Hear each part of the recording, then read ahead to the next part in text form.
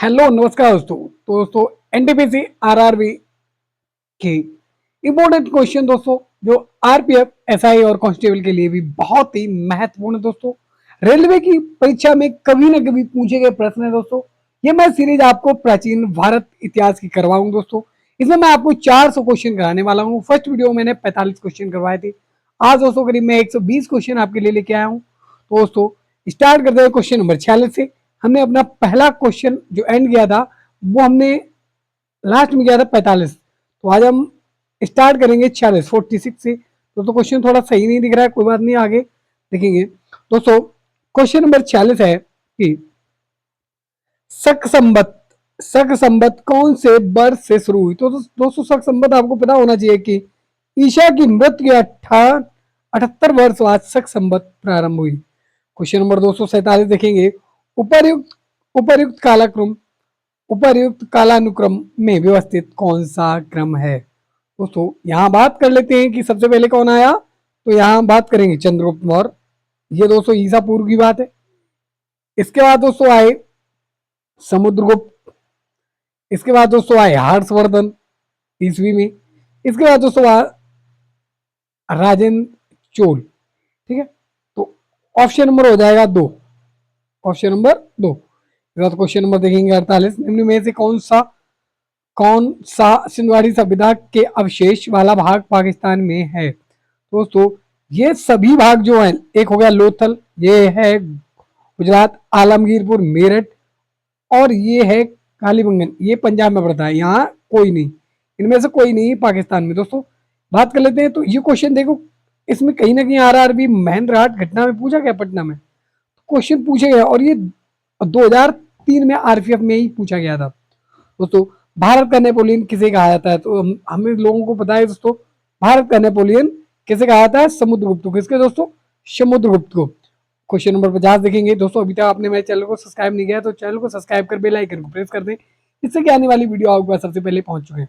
और दोस्तों ये मैं आपको प्राचीन भारत इतिहास के क्वेश्चन करवा रहा हूँ जो दोस्तों किसी न किसी एग्जाम में कहीं ना कहीं पूछे गए हैं। ठीक है दोस्तों, तो बात कर लेते हैं दोस्तों क्वेश्चन नंबर 50 की। व्यक्ति भोजन इकट्ठा करने के बाद व्यक्ति भोजन इकट्ठा करने वाली अवस्था में भोजन उत्पाद वाली अवस्था में पहुंच जाता है। तो दोस्तों ऑप्शन नंबर हो जाएगा 3, नवपाषाण युग में। इसके बाद दोस्तों बात करेंगे, ये भी आरआरबी गोरखपुर में आया हुआ है। तो दोस्तों गणमैन में क्वेश्चन में क्या है, प्राचीन काल में कलिंग का महान शासक निम्न में से कौन था। दोस्तों कलिंग का शासक कौन था? खेरवाल। कौन था?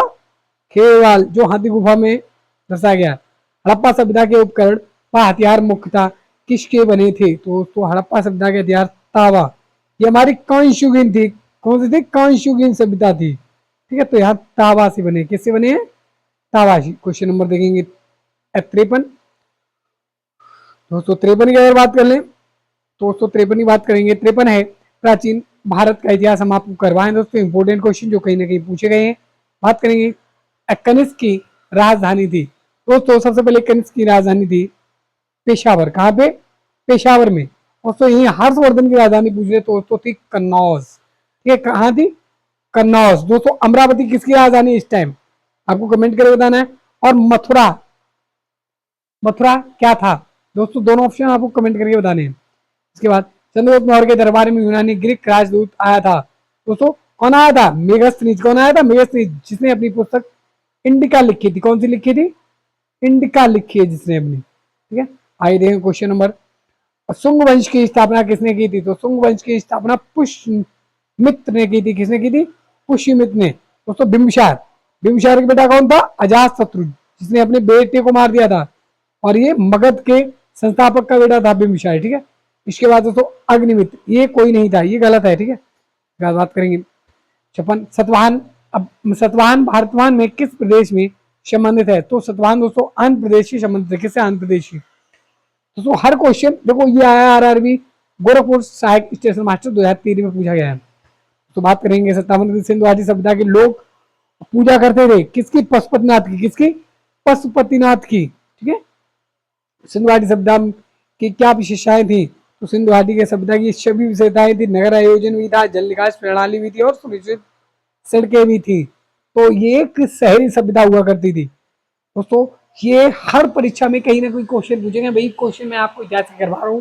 दोस्तों अभी तक आपने मेरे चैनल को सब्सक्राइब नहीं किया तो चैनल को सब्सक्राइब कर भी लाइक एंड प्रेस कर दें, जिससे कि आने वाली वीडियो आपके पास सबसे पहले पहुंच सके। दोस्तों 59 नंबर देंगे, निम्नलिखित में से कौन सा शहर महात्मा बुद्ध ने प्राप्त अपना ज्ञान प्राप्त किया था? तो वो था गया।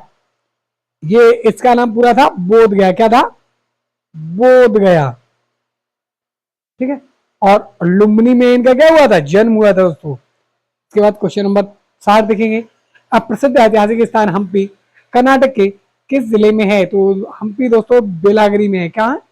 बेलारी। इसके बाद पल्लव राज्य राजा की राजधानी थी, पल्लव राजा की राजधानी थी कांचीपुरम। कहां थी? कांचीपुरम। तो आगे बात करेंगे क्वेश्चन नंबर 62 की बात करें। अजंता और एलोरा की गुफाएं कहाँ पाई जाती हैं, कहाँ स्थित हैं? दोस्तों ये महाराष्ट्र में स्थित हैं। ठीक है। आगे क्वेश्चन नंबर 63, निम्न में से कौन सी सिंधुघाटी सभ्यता का स्थल नहीं है? तो दोस्तों यहाँ देखो, अब ये होता है धौलावीरा, ये भी है, लोथल भी है और कालीबंगन भी है, लेकिन कौन सा नहीं है? कौशाम्बी नहीं है। तो यही आंसर हो जाएगा। क्वेश्चन नंबर 64, निम्नलिखित में से किस स्थान पर सिंधुघाटी सभ्यता का बंदरगाह स्थित था? दोस्तों बंदरगाह कहाँ स्थित था? गुजरात, लोथल में। कहा? लोथल गुजरात। इसके बाद दोस्तों आयुर्वेद का पिता किसे कहा जाता है? तो आयुर्वेद का पिता चरक को कहा था। किसे कहा था? चरक को, जिन्होंने चरक संहिता लिखी, चिकित्सक थे ये। इसके बाद दोस्तों प्राचीन भारतीय इतिहास में प्राचीन भारत के किस काल को स्वर्ण युग कहते हैं? तो दोस्तों कुषाण युग को। कुषाण और दोस्तों इसे गुप्त वंश, गुप्त वंश और कुषाण युग को। ठीक है, एक ही दिया गया।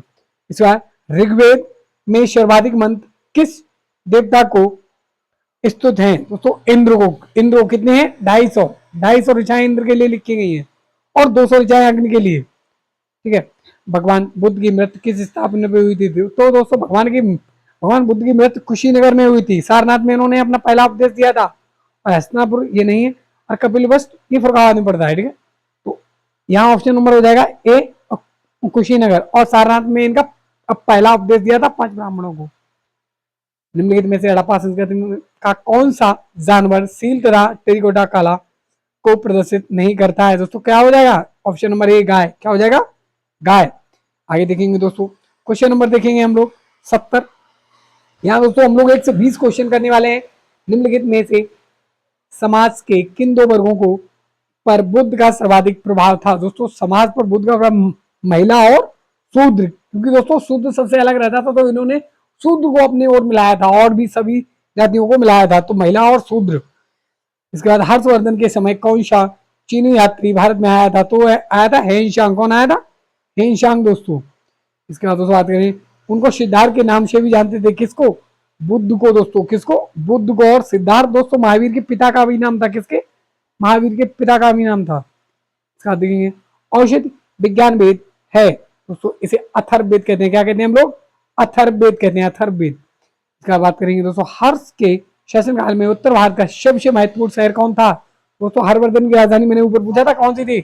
हर्षवर्धन की राजधानी थी कन्नौज।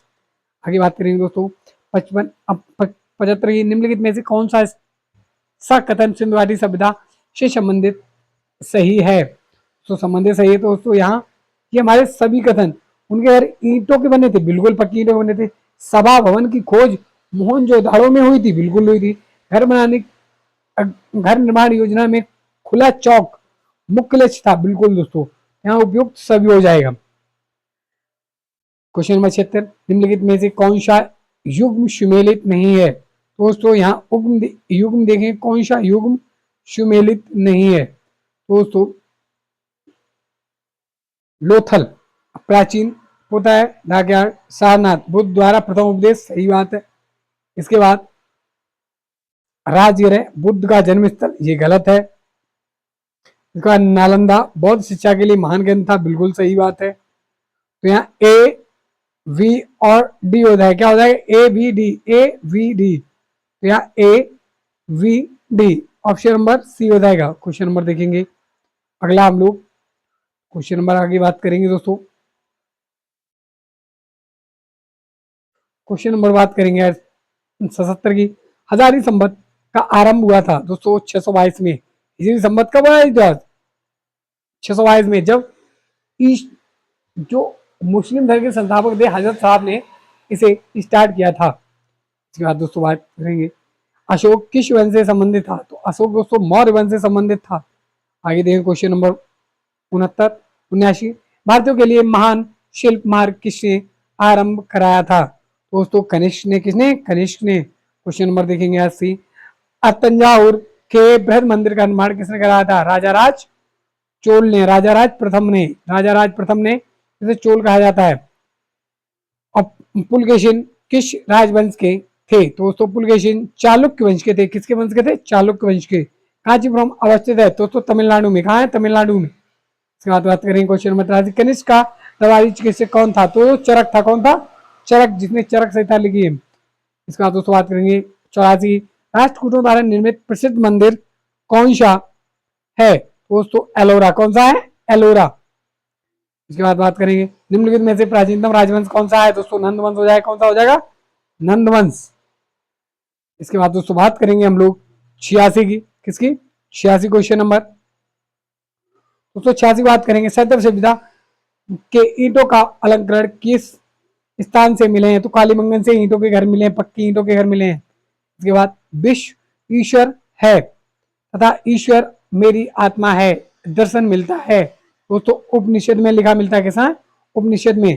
बात करेंगे 88 की अशोककालीन स्तंभ अंबाला से दिल्ली किसने लाया था, तो फिरोज शाह तुगलक लाया था। कौन लाया था? फिरोज शाह तुगलक। बात करेंगे हर्ष के द्वारा कौन सी पुस्तक नहीं लिखी गई थी, हर्षवर्धन के द्वारा मुद्रा रक्षक नहीं लिखी थी। मुद्रा रक्षक किसकी है दोस्तों? विशाखा दत्त की। किसकी है? विशाखा दत्त। इसके बाद बात करेंगे बामियान। बामियान में बुद्ध की दो विशाल प्रतिमा किस की कृतियां हैं, तो गंधार शैली इसकी दोस्तों गंधार कला। किसकी? गंधार कला की। क्वेश्चन नंबर 91 में देखेंगे सिंधु घाटी। सिंधु घाटी शहर लोथल कहाँ स्थित है, दोस्तों कहाँ है? गुजरात में। बार बार आपको बता रहा हूँ गुजरात। ठीक है दोस्तों, रिपीटेड हो रहे हैं। ऋग्वैदिक काल में आर्यों का मुख्य व्यवसाय क्या था, दोस्तों पशुपालन। क्या था? पशुपालन। अब पाणिनि किस विषय के प्रसिद्ध विद्वान थे, दोस्तों पाणिनि भाषा और व्याकरण के प्रसिद्ध विद्वान थे। और दोस्तों पाणिनि ने क्या लिखी है? अष्टाध्यायी। क्या लिखी है? अष्टाध्यायी। इनकी बुक है अष्टाध्यायी। आगे बात करेंगे दोस्तों क्वेश्चन नंबर हम लोग 94 की। तो बिंबिसार के बाद कौन उत्तराधिकारी बना, अजातशत्रु। उसका पुत्र कौन था? अजातशत्रु। इसके बाद चंद्रगुप्त विक्रमादित्य किस वंश से संबंधित थे, दोस्तों ये गुप्त वंश से संबंधित थे। चंद्रगुप्त मौर्य अलग है और चंद्रगुप्त अलग है। ठीक है। इसके बाद चोल वंश के सबसे प्रभावशाली राजा थे, दोस्तों चोल वंश के सबसे प्रभावशाली राजा थे राजेंद्र चोल। कौन थे? राजेंद्र चोल। दोस्तों चोल वंश का अंतिम शासक कौन था, दोस्तों चोल वंश का अंतिम शासक किसने? ऑप्शन देख ले, राजा राज प्रथम नहीं, राजा राज द्वितीय नहीं, राजेंद्र द्वितीय नहीं, पुलकेशिन द्वितीय नहीं, तो राजेंद्र तृतीय थे। कौन थे? राजेंद्र तृतीय। इसके बाद देखेंगे मेघसनी द्वारा रचित किस ग्रंथ से भारत के मौर्यकालीन इतिहास का पता चलता है, दोस्तों इंडिका। मैं आपको पहले ही बता चुका हूँ इंडिका दोस्तों मेघसनी की बुक है। तो चंद्रगुप्त मौर्य के दरबार में आया था। निम्नलिखित में से किस धार्मिक पंथ के अनुयायी दिगंबर और श्वेतांबर के रूप में दो भागों में विभाजित हो गए, दोस्तों जैन धर्म। कौन? जैन धर्म। की बात करें हड़प्पा कालीन स्थल गुजरात में था, दोस्तों गुजरात में कौन था? लोथल, जो हड़प्पा कालीन सभ्यता का बंदरगाह था।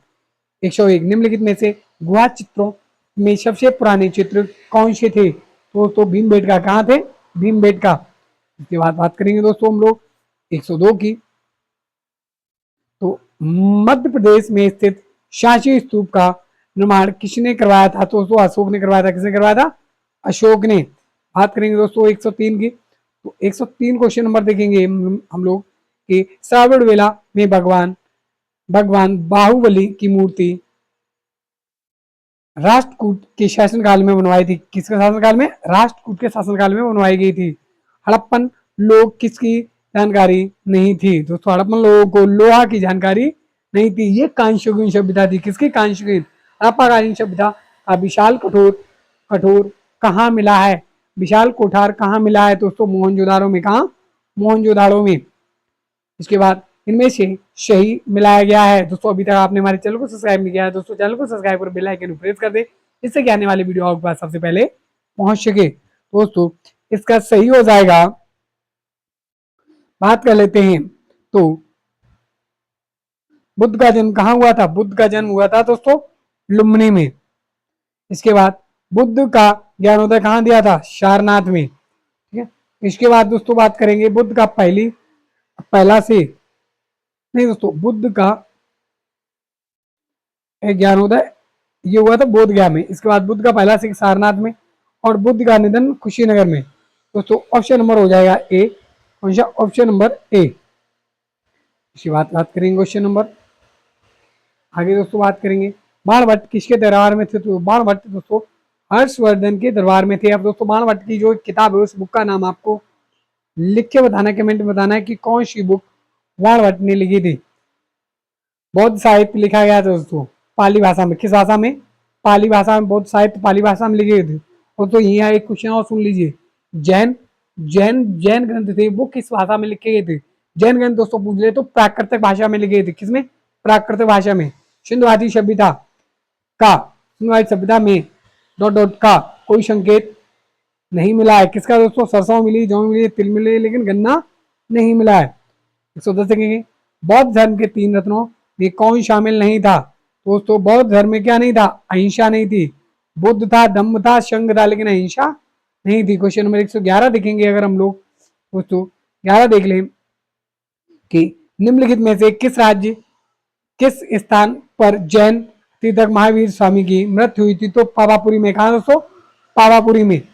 दोस्तों निम्नलिखित में से कौन जैन वाद के 3 रत्नों में शामिल नहीं है? तो दोस्तों सम्यक आचरण, सम्यक ज्ञान, सम्यक श्रद्धा, लेकिन सम्यक मुक्ति नहीं है। कौन सी नहीं है? सम्यक मुक्ति नहीं है। इसके बाद बात करेंगे हरिसेन हरिसेन दरबारी कब था? किसका? समुद्रगुप्त का। किसका? समुद्रगुप्त का। इसके बाद कौन सा प्राचीन भारतीय ग्रंथ दार्शनिक ग्रंथ माना जाता है? दोस्तों ये हो जाएगा उपनिषद। कौन सा? उपनिषद। आगे बात करेंगे हड़प्पा सभ्यता के अवशेष निम्नलिखित स्थान में से कहां से प्राप्त नहीं हुए हैं? दोस्तों तो हमें यहाँ से भी मिलेंगे, यहाँ से भी मिलेंगे, यहाँ से भी, लेकिन नागार्जुन कोंडा से नहीं मिले। हिंदू विधि को किसने सर्वप्रथम शहीताबाद किया, साहित्यबद्ध किया था? तो दोस्तों मनु ने। किसने? मनु ने। दोस्तों ये हर क्वेश्चन कहीं ना कहीं रेलवे की परीक्षा में पूछे गए हैं। जैसे ये क्वेश्चन 2006 में ग्रुप डी में पूछा गया है। 117 देखिए निम्नलिखित में से किस शासक ने सम्राट हर्षवर्धन को अपराजित किया था? दोस्तों पुलकेशिन द्वितीय ने। किसने? पुलकेशिन द्वितीय ने। आगे बात करेंगे दोस्तों क्वेश्चन नंबर 118 निम्न में से किस चीनी बौद्ध भिक्षु द्वारा बौद्ध धर्म के प्रवर्तित ग्रंथों का अनुवाद कैसे चीनी भाषा में किया गया है? तो दोस्तों हेनशांग द्वारा। किसके द्वारा? हेनशांग द्वारा। बौद्ध गया का प्रसिद्ध नगर किसके द्वारा बनवाया गया? दोस्तों ये बौद्ध गया का प्रसिद्ध नगर दोस्तों अजातशत्रु ने बनवाया था, जो बिंबिसार का लड़का था जिसने अपने पिता की हत्या करके सिंहासन पर बैठा था। दोस्तों वीडियो पसंद आए तो लाइक से सब्सक्राइब दोस्तों जरूर कर दें।